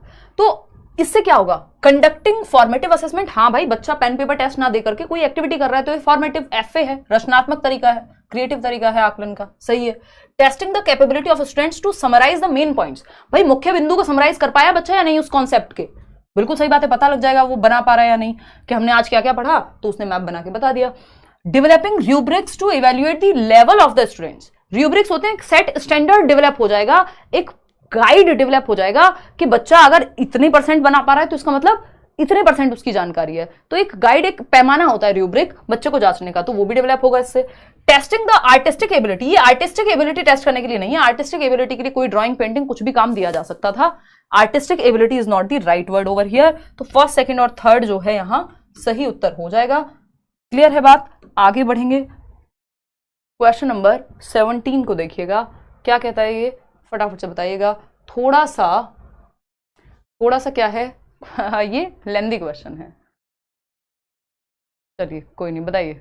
वो मैम कितने अच्छे बोलते हो आप, थैंक यू। मैं आंसू रो दूंगी यार मैं इतनी तारीफ से, मुझे पता है। सेल्फ लव में पागल हुई जा रही हूँ मैं, नार्सिसिज्म आ जाएगा अब इसके नेक्स्ट स्टेज में। देखो एक बार क्वेश्चन नंबर 17 देखो एक बार, बताओ फटाफट से, इधर उधर ही बातें करवा लो इनसे। देखो, a teacher encouraged her students to learn about their heritage through conversations with adults and community members. Choose the option from the following that reflects the teacher's perception about socialisation and learning. यानी a teacher encouraged her students, बच्चों को encourage किया, प्रोत्साहित किया एक teacher ने, learn about their heritage, जो भी उनकी हेरिटेज है, विरासत है, अपने आसपास की चीजें हो सकती हैं, कल्चर के बारे में हो सकती हैं चीजें, कोई मॉन्यूमेंट हो सकता है, इन सब के बारे में वो अपने अडल्ट्स और कम्युनिटी से बातचीत करके, अपनी दादी नानी से, अपने आसपास के लोगों से, अपने माँ बाप से, अपने आस पड़ोसियों से, मान लीजिए कोई है जहाँ पे कोई व्यक्ति है उसकी क्लास में जो आगरा से है तो उससे बात कर रही है ताजमहल के बारे में बच्ची, तो ये सब के बारे में वो बातचीत करके कम्युनिटी से सीख रही है। ये क्या रिफ्लेक्ट करता है, फटाफट से बताना है आपको। थैंक यू विकास, धन्यवाद। देखिएगा, तो ये क्या दिखाता है, सोशलाइजेशन और लर्निंग का क्या संबंध है, यानी सामाजिकरण और अधिगम का क्या संबंध है, ये क्या दर्शाता है। भाई समाज में हम घुलते मिलते हैं, चीजें सीखते हैं, सोशलाइजेशन के थ्रू भी हम चीजें सीखते हैं। समाज में घुलने मिलना सीखने को सोशलाइजेशन कहते हैं, समाजीकरण, समाज में रहने के तौर तरीके सीख रहे हैं हम, बाहर से कोई आए तो नमस्ते करते हैं, पानी देते हैं, वॉटेवर है ना। लर्निंग, जो भी आप कुछ नया सीख रहे हैं, यहाँ पे दोनों जुड़े हुए हैं। तो recognising the importance of knowledge acquired by children from the community, यानी यहाँ पे टीचर रिकॉग्नाइज कर रहे हैं, महत्व दे रहे हैं, जो समुदाय से हम सीखते हैं, समाज से, वो भी महत्वपूर्ण हमारे ज्ञान के निर्माण में या सृजन में। बिल्कुल सही बात है। Believing that learning takes place in social setting and that it is important to make connections, कि जो अधिगम है वो सोशल सेटिंग्स में यानी सामाजिक परिवेश में बेहतर सीखा जाता है। जो बात कौन कह रहा है, चाइल्ड सेंटर्ड एजुकेशन या प्रोग्रेसिव एजुकेशन, जो प्रगतिशील शिक्षा है, जॉन डुई भी यही कह रहे हैं कि learning is a social activity, group में करा होगा बेहतर होगी। Valuing the connection of knowledge acquired in school with local knowledge, जो बाहर की लोकल नॉलेज है, जो रियल वास्तविक दुनिया है, उससे कनेक्ट कर दिया आपने किसको, क्लासरूम नॉलेज को, किताबों के ज्ञान को। Giving more importance to knowledge taught in school, नहीं यहाँ पे ऐसा नहीं हो रहा कि जो स्कूल में सिखाया जा रहा है उसको ज्यादा महत्व दे रहे होते तो फिर कम्युनिटी के साथ इंटरेक्शन की बात आती ही नहीं। तो फर्स्ट, सेकंड, थर्ड यहाँ पे भी सही है, यानी third option is the right answer, जो कि 61% लोग जो है वो कह रहे हैं। अच्छा, धन्यवाद। अगेन रागिनी कह रही हैं आप इतने फेमस हो फिर भी आप में ईगो नहीं है। रागिनी वही है ना यार, कभी घमंड ही नहीं किया। मजाक कर रही हूँ, दिल पे मत ले लेना। देखो एक बार फटाफट से बताओ, क्वेश्चन नंबर 18। इधर उधर की बातें करते हो यार, जिस भी कमेंट पे नजर जाती है वो इधर उधर की बातें करता मिलता है। देखो एक बार, देखिए ये कौन मोए मोए करा रहा है। इधर आ जाओ क्वेश्चन नंबर 18 पे। Which of the following scenario exemplifies constructivist pedagogy. Constructivist मतलब बच्चा जहां एक्टिव होगा, पियाजे और वाइगोस्की की बात हो रही होगी, रचना करके सीखेगा। एनसीएफ भी इसी पे बेस्ड है। पियाजे क्या है, रेडिकल कंस्ट्रक्टिविस्ट हैं, वाइगोस्की क्या है, सोशल कंस्ट्रक्टिविस्ट हैं, ठीक है ना। तो कौन सी संरचनावादी शिक्षा शास्त्र विधि को दर्शाती है? पहला ऑप्शन है, यानी बच्चा जहां एक्टिव है। Students listen to the teachers and take notes on the content covered, बच्चे सुन रहे हैं और नोट्स बना रहे हैं, उतने एक्टिव नहीं है, इससे ज्यादा एक्टिव हो सकते हैं। सेकेंड ऑप्शन है, students repeat loud long passages to memorise them, again यहाँ पे भी वो रट्टे लगा रहे हैं, उतने एक्टिव नहीं है, यहाँ पे भी बस बैठ के नोट्स ले रहे हैं, लेक्चर मेथड है, उतने एक्टिव नहीं है। Students learn the material in their textbooks and take test covering the content, जो किताब में लिखा है वो सीख रहे हैं और टेस्ट दे रहे हैं, उतने एक्टिव हैं ही नहीं। अ टीचर जहां एक्टिविटी करेंगे वहां एक्टिव होंगे। A teacher presents his students with a contemporary issue on which they discuss and debate. Teacher ने एक कॉन्टेम्परेरी इशू दिया कि भाई अब डिपेंड करेगा, अगर 11th 12th की क्लास है और कोई सब्जेक्ट है मान लो सोशियोलॉजी जैसा, तो हम कहेंगे भाई कि ये जो प्राची निगम वाला केस हुआ, क्या ये सही है, इस पे सब अपने अपने विचार देंगे, डिस्कशन होगा क्लासरूम। मतलब इस तरह का कोई भी मुद्दा हो सकता है जो उस समय पे चल रहा हो, समकालीन हो, है ना। क्या लड़के लड़कियों में भेदभाव सही है, अब इस पे चर्चा हो रही है, टीचर ने टॉपिक दे दिया एक तरह से उस समय पे चलने वाला, क्लास के हिसाब से दिया जाएगा टॉपिक, ऐसा नहीं है 5वीं क्लास के बच्चे को ये बात कहोगे शायद उसको ठीक से ना जमे वो चीज। तो 4th option is the right answer. आगे बढ़ेंगे क्वेश्चन नंबर, क्योंकि बच्चा वहां ज्यादा एक्टिव है, उसकी सोच विचार की क्षमता, उसकी बातचीत की क्षमता वहां निकल करके आएगी। क्वेश्चन नंबर 19 देखिएगा। In many cases young girls rather than boys are expected to perform household chores and sibling care in the absence of their mothers. This is an example of what? यानी अधिकांशतः यह देखा गया है कि माताओं की अनुपस्थिति में, यानी मम्मी अगर घर पे नहीं है, तो लड़कों की अपेक्षा लड़कियों से घरेलू कार्यों को करने व छोटे भाई बहनों की देखभाल करने की अपेक्षा ज्यादा की जाती है। ये किसका उदाहरण है? यानी मान लीजिए घर में एक भाई है जिसका नाम है ए और एक भाई है जिसका बहन है जिसका नाम है बी, ठीक है ना। तो ये जो बॉय है, बॉय और गर्ल बना देते हैं, B for boy G for girl कर देते हैं। तो यहाँ पे एक ब्रदर बॉय है और एक गर्ल है। घर पे अगर मम्मी नहीं है तो बहन खाना बना के देगी। मैंने खुद देखा है अपने, अब तो खैर मतलब बहुत सारे लोग टच में नहीं रहे उस तरह के, बट बहुत, लेकिन ये कॉमन चीज है, हम आसपास देखते हैं, ऐसा नहीं है। तो मेरा खुद का एक्सपीरियंस है कि मेरी फ्रेंड्स थी एक दो जिनके यहाँ पे अगर मम्मी नहीं होती है तो खाना वही बनाते हैं। और आपने भी ये देखा ही होगा, किया भी होगा कई फीमेल्स ने, खाना जो है अगर मम्मी नहीं है तो बेटी ही बनाएगी खाना, भाई जो है वो नकारा आके बैठ के बस खा ले, बहुत बड़ी बात है ना। मैं खराब शब्द यूज कर रही हूँ but you are getting what I am saying. क्यों कह रही हूँ ऐसा, अभी आंसर में पता लग जाएगा, है ना। कि मतलब उसको भी 2 हाथ दिए भगवान ने, वो भी खाना बना सकता है, मदद कर सकता है, एटलीस्ट दोनों मिलकर के बना सकते हैं, ठीक है ना। क्योंकि लेकिन हमारे यहाँ स्टीरियोटाइपिंग हो गई है, क्योंकि हमने मान लिया खाना बनाना सिर्फ मम्मी का काम है, तो वही खाएगा आके। और मुझे उस समय भी इस बात से इतनी तकलीफ होती थी, पता नहीं क्यों, क्योंकि मतलब हमारे घर में क्या ऐसा नहीं हुआ, या भाई बहुत छोटा भी था, और देयर वर मल्टीपल रीजंस। तो वो एक थोड़ा क्रांतिकारी विचार हैं भी मेरे इस चीज को लेके। तो अगर हम देखें बॉय और गर्ल की अगर हम बात कर रहे हैं यहाँ पे, तो अगर माँ की अनुपस्थिति है तो खाना कौन बनाएगा? बेटा नहीं बनाया, बेटी बना रही है, यानी गर्ल बना रही है। अगर छोटे भाई बहन हैं तो बेटी उनको संभाल रही है। पुराने टाइम पे, हमसे एक जनरेशन पहले चले जाएं तो बड़ी बहन मतलब माँ का ही काम है, वो अपना जीवन भी सैक्रिफाइस कर देगी, किस लिए? क्योंकि छोटे भाई बहन को संभालना है, ठीक है ना। क्या ये फेयर है? फेयर तो नहीं है। ये क्या है? स्टीरियोटाइप का उदाहरण है, सिंपल सिंपल। इक्विटी इसमें कुछ भी नहीं है कि अब कई लोग कहेंगे नहीं नहीं उनमें तो मातृत्व ज्यादा होता है महिलाओं में, इसलिए उनको ये काम दिया जा रहा है। अच्छा भैया, खाना बनाने में मातृत्व भी लगेगा, बच्चों को संभालने में भी, तो आप में भी तो होगा कुछ, ठीक। तो ये हम नहीं कह सकते, इक्वालिटी तो ये बिल्कुल भी नहीं है, और ये रेलेवेंस भी कुछ नहीं है। ये स्टीरियोटाइप है, रूढ़िबद्धता है, क्योंकि चला आ रहा है, ऐसा देखा है हमने, तो हमने इसको सही मान लिया है, ठीक है ना। हाँ, मतलब खुद भी शर्म नहीं आ रही, नकारा में इसलिए बोल रही हूँ, आप कैसे खा सकते हो? आपको लग रहा है आप ज्यादा बड़े ह्यूमन हो, सामने वाला कम बड़ा ह्यूमन है, वो आपको लेके आएगा। या तो फिर ये चीज हो सकती है कि कभी भाई बना रहा है कभी बहन, हमेशा वाली स्थिति खराब है ना, तो उसकी बात चल रही है। मतलब मुझे ये नहीं कि खाना बनाना कोई बुरी बात हो गई अगर किसी ने बनाया, चाहे वो लड़का बनाए लड़की बनाए, खाना बनाना एक स्किल है, कोई दिक्कत नहीं है उस बात से। क्वेश्चन नंबर 20 देखिएगा। क्वेश्चन नंबर 20 देखिएगा, 20वां सवाल, फटाफट से जवाब दीजिएगा। कोई बात नहीं, कुछ लोगों की भावनाएं आहत हो गई होंगी ये सुनकर के, बट हम क्या कर सकते हैं, नंबर चाहिए तो स्टीरियोटाइप लगा के आना पड़ेगा, बाकी तो आपका जीवन है, ठीक है। चलिए, धन्यवाद प्रगति, थैंक यू। बताइए, सेकेंड ऑप्शन कह रहे हैं आप लोग, विच of the following is not a characteristic of progressive education, यानी इनमें से कौन सी प्रगतिशील शिक्षा की विशेषता नहीं है? बताइएगा, फटाफट से बताना, कौन सी प्रगतिशील शिक्षा की विशेषता नहीं है?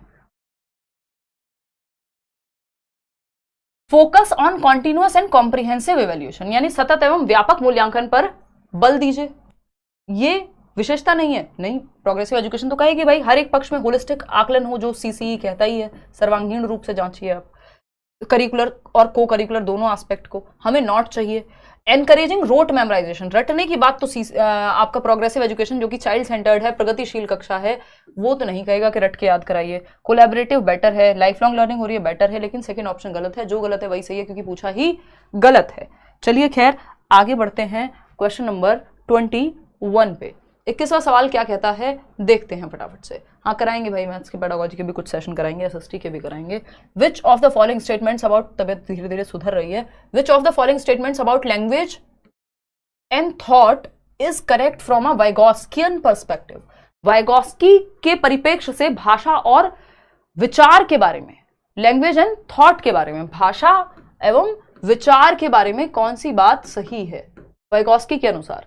फर्स्ट ऑप्शन है language facilitates development of higher mental functions, यानी भाषा जो है वो उच्च मानसिक क्रियाओं के विकास में सहायक होती है, चलिए सही है। Language hinders development of cognitive faculties, यानी कॉग्निटिव फैकल्टी क्या होती है, जो भी काम दिमाग से कर रहे हैं, थिंकिंग, रीजनिंग, प्रॉब्लम सॉल्विंग, तो क्या दिमाग के डेवलपमेंट में लैंग्वेज बाधा बनती है? नहीं, लैंग्वेज हमें आती है तभी तो आपका दिमाग का विकास हो पा रहा है, आप नए नए टॉपिक सीख पा रहे हैं, पढ़ के सीखें, सुन के सीखें, देख के सीखें, तो ये तो गलत है कि रुकावट बनेगी भाषा। भाषा तो हेल्पफुल होती है कुछ सीखने में। Language does not play any role, ये कहना भी गलत होगा। Thought occurs independent of language, नहीं, thought occurs independent of language development ये नहीं कहा उन्होंने, ये कहा शुरुआती कुछ सालों में थॉट और लैंग्वेज पैरेलली यानी इंडिपेंडेंट चलते हैं, बाद में जाकर के मर्ज हो जाते हैं और प्रभाव डालते हैं, तो ये इसका फोर्थ ऑप्शन नहीं हो सकता। तो language facilitates development of higher mental activities, मानसिक क्रियाओं का, क्योंकि वो तो कह रहे हैं language is the biggest tool, यानी भाषा एक बहुत बड़ा यंत्र है जिसके माध्यम से हमारा दिमाग यानी संज्ञान विकसित होगा। तो first option is the right answer. Question number 22 देखिएगा और बताइएगा क्या हुआ। क्वेश्चन नंबर 22 कहता है for the purpose of comprehensive assessment a teacher should, क्या ऑप्शन है देख लेते हैं। कॉम्प्रिहेंसिव मतलब इन ऑल एस्पेक्ट्स, व्यापक आकलन की बात हो रही है जो सभी पहलुओं में हो। करिकुलर यानी कॉपी किताब से संबंधित भी, और को करिकुलर यानी शैक्षिक प्लस सह शैक्षिक, को स्कोलैस्टिक जिसको हम कह देते हैं, सह शैक्षिक सारे पक्ष यहाँ पे शामिल हों, यानी बच्चों को सिर्फ पेपर पेंसिल टेस्ट, वो पढ़ाई में कैसा है इस पे ही नहीं, वो स्पोर्ट्स में कैसा है, उसके अंदर कोई विशेष टैलेंट है, उसका व्यवहार कैसा है, बहुत सारी चीजों पे हम जांचते हैं। कॉम्प्रिहेंसिव का मतलब ये है होलिस्टिक यानी सर्वांगीण रूप में आप जांच रहे हैं बच्चे को। Consider scores based on quiz, तो सिर्फ स्कोर क्विज के बेस पे तो सारे आधार पे नहीं जांच रहे हैं हम, सिर्फ क्विज हो गया। Consider only the errors made by children, ये भी गलत है, सभी पहलुओं में जांचना है ना। Consider outcome as well as process of learning for students, यानी विद्यार्थियों के लिए सीखने से प्राप्त उत्पाद, जो आउटकम निकल करके आया, जो रिजल्ट आया और जैसे वो सीख रहे हैं, दोनों इंपॉर्टेंट हैं, ये बात सही है। यूज सिर्फ स्टैंडर्डाइज टेस्ट यूज करेंगे तो फिर हम कॉम्प्रिहेंसिव नहीं, हम सिर्फ नंबर पे फोकस कर पा रहे हैं, तो थर्ड ऑप्शन यहाँ पे ज्यादा कॉम्प्रिहेंसिव है, बेटर है ना, सभी पहलुओं को देखता है। क्वेश्चन नंबर 23 देखिएगा और बताइएगा। नेशनल एजुकेशन पॉलिसी 2020, एनईपी 2020 जो है, एनईपी 2020 की जब हम बात करें, proposes inclusion of dash and dash for assessment of children. राष्ट्रीय शिक्षा नीति 2020 बच्चों की मूल्यांकन के लिए डैश और डैश के समावेश को प्रस्तावित करती है। बताइएगा एक बार फटाफट से बताइएगा, किस बात को बढ़ावा देगी जो आपकी राष्ट्रीय शिक्षा नीति है? ग्रुप वर्क को, inclusion of group work and self assessment, बच्चा खुद का भी आकलन करे और ग्रुप में भी एक दूसरे के का आकलन करे। मान लो 4 बच्चे हैं तो हम कहें भाई तुम ए बच्चा बी बच्चे की कॉपी चेक कर रहा है, सी बच्चा डी बच्चे की, आपस में एक दूसरे को मार्क्स दे रहे हैं, ठीक है, और खुद को भी खुद से आकलन कर रहे हैं, बिल्कुल सही बात है। नेशनल एजुकेशन पॉलिसी इसी को तो 360 डिग्री असेसमेंट कह रही है, यानी 360 डिग्री आकलन, यानी हर एक पक्ष में कैसे बच्चा खुद का भी खुद से आकलन करे, सेल्फ असेसमेंट कि आप खुद को कितने नंबर दे देंगे किसी काम में, टीचर भी उसका आकलन करे कि टीचर ने कॉपी चेक करी तो कितने नंबर, और उसके दोस्त ने अगर कॉपी चेक की फॉर एग्जांपल तो वो उसको किसी चीज में कितना मार्क्स, या मार्क्स ही नहीं कैसे आकलन करता है, तो तीनों पहलुओं में कर रहे हैं, तो ये 360 डिग्री का आकलन हो गया है। बात ठीक है नहीं? मैम आप स्माइल नहीं करती हो, स्माइल कैसे करें यार, ये थोड़ा आयरन की वजह से स्माइल करते हैं तो यहाँ से होठ कट जाता है, समस्याएं बहुत हैं जीवन में, फिर भी हंस लेते हैं। रो दूंगी अब ज़्यादा स्माइल करने की बात की तो देखो एक बार इधर आ जाओ। तो अगर हम बात करें तो प्रोजेक्ट्स हाँ ठीक है, बट स्टैंडर्डाइज टेस्ट सही नहीं है, ये स्टैंडर्डाइज टेस्ट सही नहीं है, पोर्टफोलियो सही था, नॉर्म और क्राइटेरियन रेफरेंस टेस्ट तो स्टैंडर्डाइज का उदाहरण हो गए, तो बात तो बराबर ही हो गई। फर्स्ट ऑप्शन ही बचता है जो सही है, तो 86% इज द राइट आंसर। आगे बढ़ रहे हैं, सही जवाब दे रहे हैं 86% लोग। क्वेश्चन नंबर 24 देखिएगा। क्वेश्चन नंबर 24 क्या कहता है भाई, फटाफट से बताना है और फोकस करना है क्वेश्चन पे, इधर उधर की बातों में बहुत लग जाते हो। मैं थोड़ा जल ग्रहण कर लेती हूँ। मैम आप रियल में कहीं क्या कह रहे हो? बातें करने में बहुत मन लगता है। मैंने कब से संडे वार्ता नहीं की है। कहीं टीचिंग करते हो? यार मैंने ऑफलाइन पढ़ाया है और हम लोग डिस्कशन करते हैं बीच बीच में। रियल में टीचिंग तो इतना बड़ा तामझाम हो चुका है कि मतलब कहीं और जाके तो अब नहीं हो पाएगा। हमारे साथ लोग जुड़े हुए हैं जो अच्छे से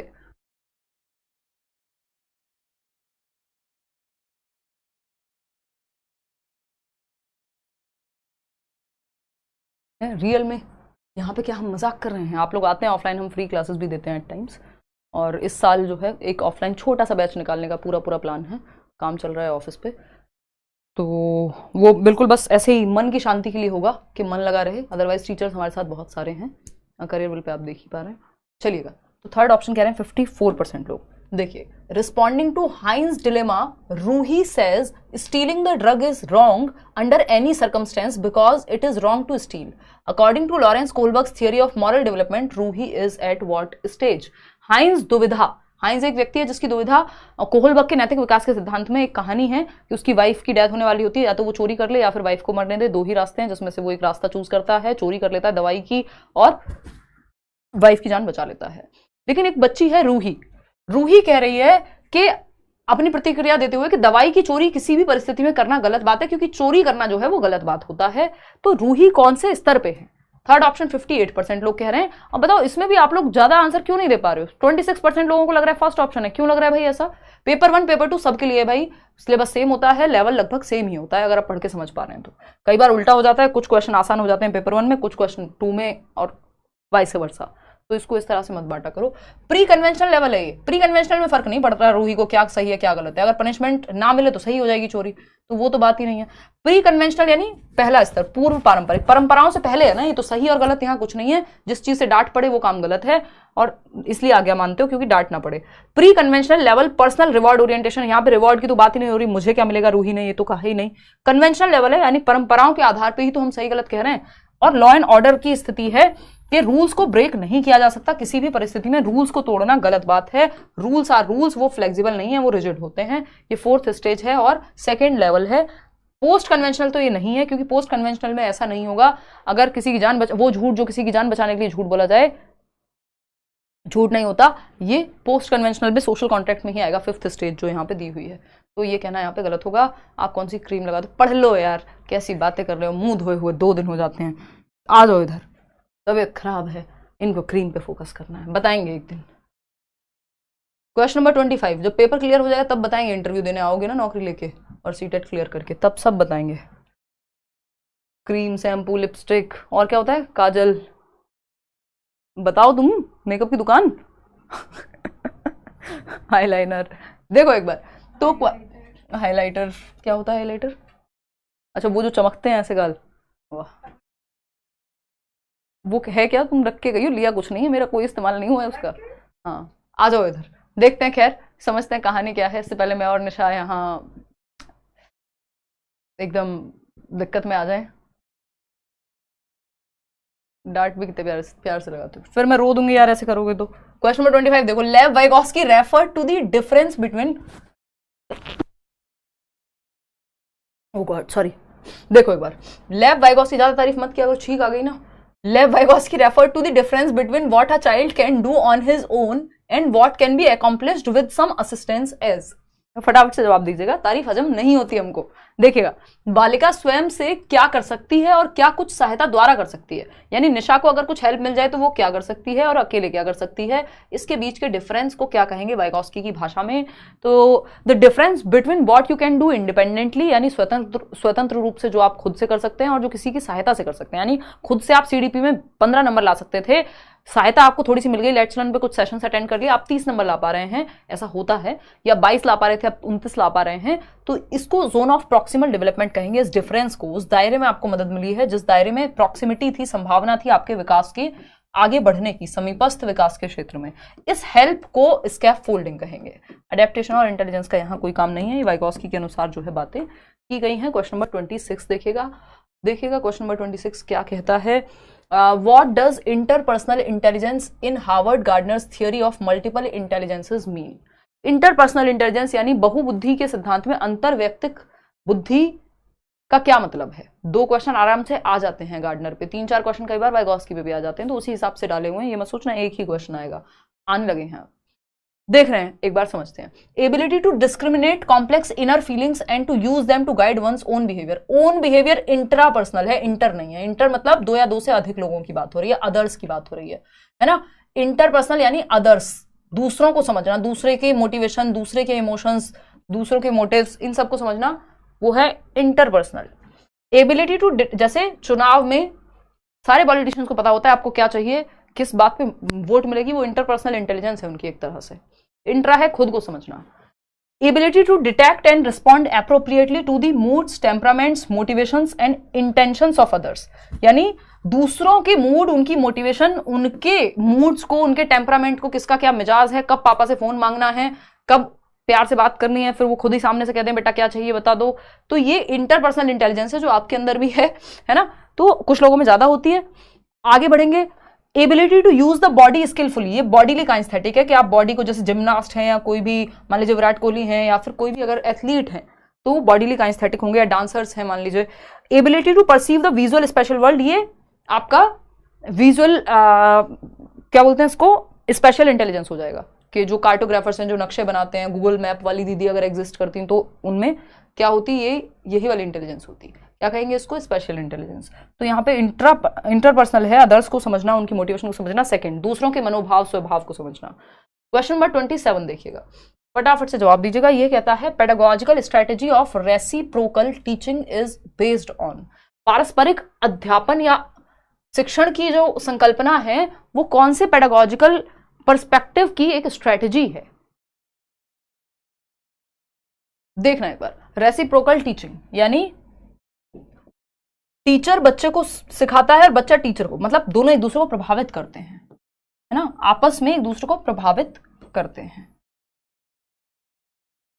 क्वेश्चन किया जाएगा, फिर डिस्कशन होगा, है ना। टीचर बच्चे को, बच्चा टीचर को, रेसिप्रोकल टीचिंग क्या है, प्रभावित करते हैं। माहौल जो है क्लासरूम का, वो आपको और आप माहौल को, ठीक, दोनों परस्पर रूप से एक दूसरे को प्रभावित करते हैं। ये बिहेवियरिस्टिक अप्रोच है, व्यवहारवादी नहीं, सोशियो कल्चरल अप्रोच है ये, क्योंकि बच्चे क्या हैं, समाज, टीचर भी क्या है, समाज का ही हिस्सा है ना। और अगर हम देखें तो ये जो कॉन्सेप्ट है ये पीयर ट्यूटरिंग का हो गया, यानी बच्चे आपस में एक दूसरे को सिखा रहे हैं, टीचर और स्टूडेंट एक दूसरे से सीख रहे हैं। ये क्या है, वाइगॉस्की की थियरी का ही पार्ट है, मैंने डिस्कस किया हुआ है, जिन्होंने बैच में क्लासेस ली हैं या पहले कभी मैराथन लिया तो कभी ना कभी बात की होगी इसके बारे में।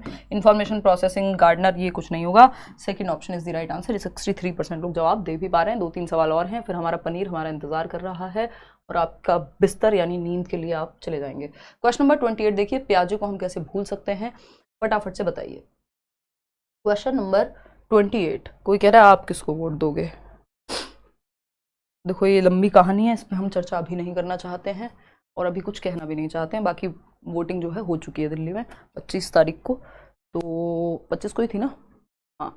तो आते हैं क्वेश्चन नंबर 28 पे। जीन पियाजे proposed that children's thinking is dash that of adults, यानी जीन पियाजे ने प्रतिपादित किया कि बच्चों के सोचने की प्रक्रिया वयस्कों से कैसी होती है। Children's thinking is dash that of adults, not different, अलग नहीं होती है, क्वालिटेटिवली डिफरेंट होती है यानी गुणात्मक रूप से भिन्न होती है, या क्वांटिटेटिवली यानी मात्रात्मक रूप से भिन्न होती है, या क्वाइट सिमिलर होती है।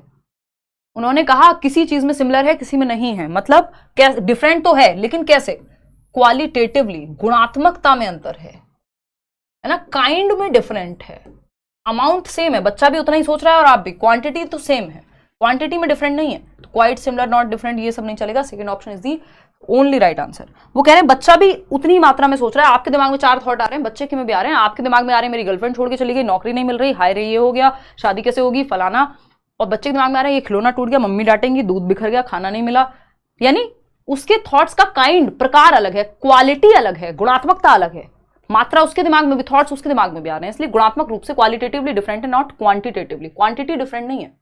क्वेश्चन नंबर 29 देखिएगा। In a progressive classroom stress needs to be placed on creating an atmosphere where, एक प्रगतिशील कक्षा जहां हम कह रहे हैं कि बच्चे को प्रेजेंट लाइफ के लिए सिखाइए, education is life itself, John dewy की बात कर रहे हैं, लर्निंग बाय डूइंग, बच्चा करके सीखेगा, लैब स्कूल्स खोले थे उन्होंने शिकागो में अमेरिका के। एक प्रगतिशील कक्षा में ऐसा वातावरण बनाने पर बल दिया जाना चाहिए जहां बच्चा एक्टिव हो, emotional needs of students are taken care of and they feel valued, यानी बच्चों की भावनात्मक आवश्यकताओं को का ध्यान रखा जाए, उन्हें अपनापन महसूस कराया जाए, उनको महत्वपूर्ण समझा जाए। बात तो सही है। सेकंड है stress is placed on performance goals and achievement in test, के फर्स्ट आ जाओ नहीं, टीचर पैसिवली नहीं, बच्चे को एक्टिव रखना है, लर्निंग बाय डूइंग की बात होती है। Students are expected to learn for exams नहीं, learn for life, education is life itself, ये बात करता है progressive education. Emotional needs of students, बच्चे को एक्सेप्टेड फील कराया जाए, बच्चे ग्रुप में सीखें, सोशल प्रॉब्लम्स को सॉल्व करना सीखें, एक्टिविटी करें। लास्ट क्वेश्चन है आज के लिए, और फिर बताइएगा कितने क्वेश्चंस आज आप ठीक कर पाए इस पूरे मॉक टेस्ट में। क्वेश्चन नंबर 30 है, a child is shown a 3D model of 3 mountains, 3 mountain का 3D मॉडल, 3 डायमेंशन वाले मॉडल्स दिखाए गए। ठीक, एक बच्चे को another person is looking at the model from a different position, बच्चा मान लीजिए यहां खड़ा हुआ है, जो दूसरा अनदर पर्सन है वो यहां है, तो इसका व्यू पॉइंट इन माउंटेन्स के प्रति अलग आएगा, इसको अलग दिखेंगे। ठीक, the child is asked to depict the other person's view of the model but is unable to do so correctly. इसको प्याजे का माउंटेन टेस्ट भी कहते हैं, कि एक बच्चे को कहा गया कि ए को कहा गया कि बी के तरफ से क्या दिख रहा होगा, यानी मैं यहां पे खड़ी हुई हूं और निशा वहां बैठी है, तो मैं कहूं कि निशा को वहां से कैसा दिख रहा होगा, इस पे मैं विचार कर पाऊं। तो इसके लिए मुझे क्या करना पड़ेगा, थोड़ा हाइपोथेसाइज करना पड़ेगा, थोड़ा सा मतलब बेसिकली इमेजिन करना पड़ेगा। अपने सिंपल बात भाषा में अगर मैं कहूं तो मुझे क्या करना पड़ेगा, निशा के परिप्रेक्ष्य से, निशा के व्यू पॉइंट से देखना पड़ेगा खुद को, तो वो ईगोसेंट्रिज्म को हटाना पड़ेगा, लेकिन बच्चा ये कर नहीं पा रहा, unable to do so. According to Jean पियाजे ये किसका प्रदर्शन करता है, ईगोसेंट्रिज्म का, कि बच्चा दूसरे के पर्सपेक्टिव को, दूसरे के परिप्रेक्ष्य को नहीं समझ पाता, खुद को ही सेंटर में रखता है। वो कहेगा जैसा मुझे दिख रहा है ऐसा ही दिख रहा होगा निशा को भी, जबकि निशा की तरफ से अलग, निशा के एंगल से अलग दिख रहा होगा और मेरे एंगल से अलग दिख रही होंगी चीजें। ठीक है ना। तो एनिमिज्म तो होता है निर्जीव को सजीव समझ रहा है बच्चा, कि पेन को, उससे को पेन से चोट लग जा रही है, वो सोच रहा है कि पेन ने चोट मारी है उसको, जबकि पेन में तो कोई जान नहीं होती, नॉन लिविंग है। ऑब्जेक्ट परमानेंस 18 से 24 महीने के बीच में आ जाता है, यानी जो पहली स्टेज है कि अगर कोई चीज सामने नहीं है तब भी वो उसके बारे में सोच पाए या याद रख पाए। हाइपोथेटिकल थिंकिंग तो बहुत बाद में आती है। This is egocentrism. ये ईगोसेंट्रिज्म को ही चेक करने के लिए पियाजे का 3 माउंटेन टेस्ट हुआ था। तो आउट ऑफ 30 क्वेश्चंस कितने आपने ठीक किए वो आप बताएंगे। इसका पीडीएफ जो पेंडिंग है वो मिल जाएगा आपको let's learn square Telegram channel. 9,24,000 लोग जो है वहाँ जुड़े हुए हैं, किसी भी फेक चैनल से मत जुड़ जाइएगा, ठीक है ना। और डिस्क्रिप्शन में लिंक भी मिल जाएगा, लाइक शेयर सब्सक्राइब कर दीजिएगा। होपफुली आपको ये सेशन पसंद आया होगा। बैचेस में आप एनरोल कर सकते हैं। आउट ऑफ 30 क्वेश्चंस कितने ठीक हुए वो आप बता दीजिए और फिर हम इस पर चर्चा करेंगे। फटाफट से बताइएगा आप। कोशिश तो पूरी रहेगी कि कल भी मैं क्लास लूँ, बट ऐसा हो जा रहा है कभी कभी, जैसे आज मैं बैच में नहीं ले पाई हूँ, कल तो सभी जगह छुट्टी थी, तो हो सकता है मैं कल बैच में ले लूँ, यूट्यूब पे ना ले पाऊँ। वैसे मेरी कोशिश पूरी रहेगी कि मैं ले लूँ कल क्लास, क्योंकि सैटरडे संडे में क्लास नहीं लूँगी। फिर 1 नंबर क्वेश्चन रिपीट कर दीजिए मैडम। इन फ्यूचर हम सभी SST का क्लास ऐसा कर सकते हैं ना। क्लास बहुत ही अच्छा था मैम, 28 में से 30। थैंक यू सो मच सुमन। और बिल्कुल हम इस SST का एक सेशन में कम से कम लूँगी, ज़्यादा हो पाए तो बहुत अच्छा है। तबीयत मेरी सुधर रही है। आज के लिए इतना ही रखेंगे। टाइम आपका वापस से 9 बजे कर दिया है। ज़्यादातर लोगों को 9 बजे कंफर्टेबल लगता है, और अभी जैसी मेरी तबीयत है मैंने सोचा जिम विम जाऊँगी, घूमूंगी फिरूंगी, इसलिए मैंने 7 बजे किया था टाइम। बट इस तबीयत के साथ मैं नहीं जाऊँगी कहीं, तो आप लोगों के साथ ही जुड़ जाऊँ तो अच्छा है। देखिएगा एक बार। फर्स्ट क्वेश्चन कोई तो कह रहा है, फर्स्ट क्वेश्चन देखना एक बार। First question, growth spurts are prominent in hands and legs, यानी हाथों में और टांगों में ज्यादा तेजी से होता है जो ग्रोथ स्पर्ट है। एक मिनट रुकना। Arms, hands and legs growth spurt, यानी विस्फोरण, अचानक से आपकी हाइट वाइट सब बढ़ती है। In early adolescent due to the what development. Cephalocaudal तो हेड टू टो जा रहा है ना, यहाँ हैंड्स में, लेग्स में, तो उस सेंस में फिर जो है ये रिवर्स्ड हो गया। मतलब ऐसा नहीं कि आपकी हाइट नहीं बढ़ रही है, सिर्फ आप ऐसे बढ़ रहे हैं तब प्रॉक्सिमल होता। आपकी हाइट भी बढ़ रही है, लेकिन आपके हैंड्स और आपके लेग्स जो लॉन्ग क्या बोलते हैं उसको, बोन्स हैं आपके शरीर की, वो बढ़ रही हैं। जबकि सेफेलोकॉर्डल जो नॉर्मल वाला होता है उसमें पहले ब्रेन, फिर यहाँ पे कंट्रोल, जबकि ब्रेन के प्रोपोर्शन पहले से ज्यादा होता है। जन्म के समय 25% होता है, बाद में जो है हम देख रहे हैं इस समय पे आपके जो हैंड्स और आपकी लेग्स हैं उनकी स्पीड ज्यादा तेजी से। तो एक तरह से इसको रिवर्स सेफेलोकॉर्डल कह देते हैं कि सेफेलोकॉर्डल का थोड़ा सा ऑपोजिट साइड हो गया ये, कि यहाँ पे सर से पैर की बजाय जो आपकी लॉन्ग हड्डियां हैं, बोन्स हैं, वो ज्यादा तेजी से बढ़ रही हैं, क्योंकि सर तो एक टाइम तक डेवलप हो ही चुका है। उस सेंस में। इसको इसलिए हम ये नहीं कह सकते कि ये प्रॉक्सिमल डेवलपमेंट है, क्योंकि लेग्स की भी बात हो रही है, प्रॉक्सिमल डेवलपमेंट में नहीं होती। जो वो प्रॉक्सिमो डिस्टल होता है उसमें तो सेंटर से पेरिफेरी की बात होती है, तो ये प्रॉक्सिमल नहीं हो सकता। पनीर आपका वेट कर रहा है मैम। ठीक है जी रागिनी, धन्यवाद, थैंक यू सो मच। कल मिलते हैं 9 बजे hopefully. Bye bye, take care, good night. Comments में बता देना आउट ऑफ 30 कितना स्कोर किया, मजा